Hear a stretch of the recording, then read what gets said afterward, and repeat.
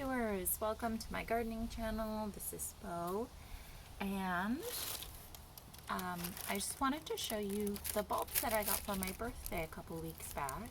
My friends, knowing me, got me some really lovely bulbs, and now is a great time to plant them. In fact, it's really the time to plant spring bulbs, is in the fall.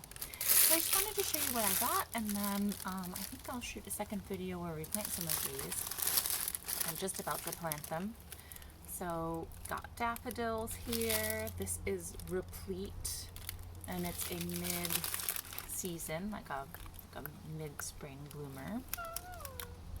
And there's 16 whole ones. So instead of doing a few here and a few there, I'm going to do like a whole. Sasha, don't be weird. I'm going to do like a whole little drift of them. Sasha, why don't you hold these up? Hold these up. Okay. What about these ones? And then one of my friends gave me like a little variety pack and cut these out. This is a really cute gift idea for a gardener in your life. I'm going to cut out each of these. So this is Pink Charm Large Cup Narcissus. So like a daffodil type flower. There's also this Pink Parasol Trumpet Narcissus. My friends know I like pink flowers. Here is a Cheerfulness Double Narcissus. This is more what I think of when I think of narcissus, kind of like paperwhites, I guess. This is a really exciting one. Tulip. It's a Mediterranean tulip. So it will actually rebloom in our climate in California's Bay Area. The typical tulip, like a Dutch tulip, actually won't rebloom here. It'll rebloom in other places. This is, I've never heard of this. This is Muscari Dark Eyes. I think it might be a type of wood hyacinth, but I might be wrong. And then, now this isn't, you're not going to get the surprise because I did open this a little bit, but I wanted to show you, this is a package from Brex Bulbs. I ordered these anemones like last Christmas and they just came. And they're really unusual. I hope they do well in the area, but we'll see. They're wood anemone, and I actually have to soak them for 30 minutes. And I'll show you what they look like. They should be kind of tiny. Very tiny. I can't even tell what's what in here. Okay, I guess. Are they these sticks? Oh my gosh. I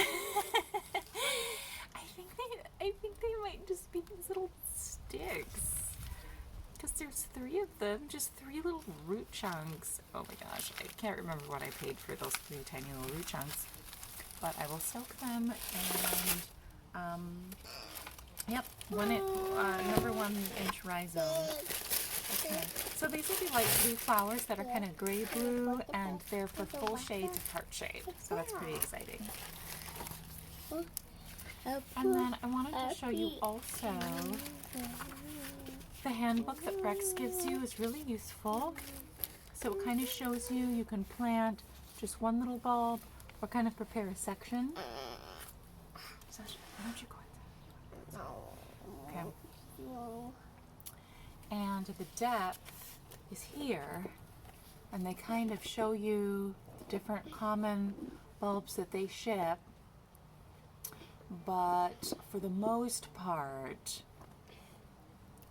you plant the bulb, you plant the tiny ones, like an inch or less, just about an inch below soil grade.